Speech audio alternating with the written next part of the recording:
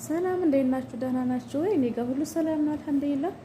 ከድጃ ነኝ ተኝቻለሁ። እንዴት ናችሁ? ሰላም ናችሁ ወይ? እኔ ጋር ሁሉ ሰላም ነው አልሐምዱሊላህ። እኔ የሚገርመኝ ነገር እነ ፋሲካ በጣም እያሳዘኑኝ ያሉት ማለት ነው። ገንዘብ የሚበሉ ልጆች ማለት ነው። በጣም ነው የሚገርመኝ። እኔ አሁንም መልሼ ልንገራችሁ። መቼም ብዙ ምሳሌዎች ተነግረዋል፣ ብዙ ታሪኮች ተነግረዋል፣ አልፈዋል።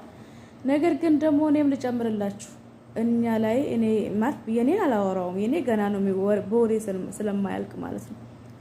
አክስቴ ላይ አንድ ጊዜ የደረሰውን ነገር ልንገራችሁ። አክስቴ ሸንኮራ ትሸጥ ነበረ። አሁንም ትሸጣለች አክስቴ። እኔ ትንሽ ነው ማግዛቸው። እኔ ላይ ራሳቸው መጣል አይፈልጉም እና አክስቴ የሆነ ልጅ ይሄድና እኔ የማውቀው ልጅ ነው ብር አበድርኝ ይላታል። ከዛ በኋላ ከ3 ቀን በኋላ ነው መልስልሽ ምናምን ይስላት እሺ ብላ ብሩን ትሰጠዋለች ማለት ነው። ከዛ በኋላ ልጁ ብሩን ከወሰደ በኋላ ከአይኗ ጠፋ። አይመጣም፣ አጠገቧ ሄድም፣ ሊያገኛት አይፈልግም ምናምን ነገር። ከዛ በስንት ቀኑ ወር አካባቢ ሲሆነው አገኘችው ማለት ነው።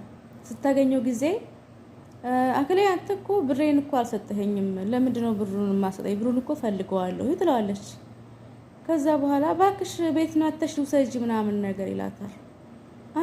እንደዚህ ነው እንደ ከላስ ችግር የለውም በቃ እንደዚህም ከሆነ እቤት መጥቼ ወስዳለሁ ትለውና ከዛ በኋላ ገበያዋን ጨርሳ ማታ ስገባ እኔን ከድጃ አክሌ እኮ ብር ሰጥቼው ነበረ፣ ሸንኮራ ተራ መጥቶ ብር ከኔ እጅ ወስዶ ነበረ። አሁን ግን ዛሬ በስንተኛው ጊዜ ወር አካባቢ ሊሞላው ሲል ነው አሁን ያገኘሁት። እቤት መጥተሽ ውሰጂ ብሎ አለኝና ቤታቸውን አሳየኝ። ምስቱም ያው ጓደኛሽ ስለሆነች ቤታቸውን አሳይና ብሬ ልቀበል፣ ሽሮና በርበሬ መግዣ ይሆነኛል ትለኛለች አክስቴ። እንደዛ ስትለኝ በጣም ውስጤ ልቤ ተሰበረ። በጣም ተናደርኩኝ።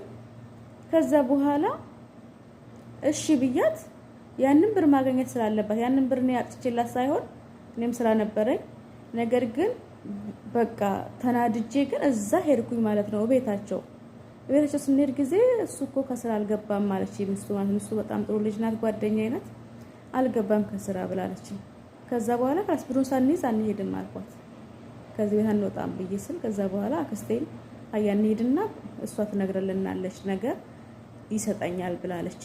ከዛ እሷም ደግሞ እቺ ባለቤቱ ክላስ ችግር የለውም ነገ ሲመጣ ነግረውና ነገ በዛ ሲያልፍ ያቀብላታል ምናምን ነገር አለች። ተናድጄ ገባሁ።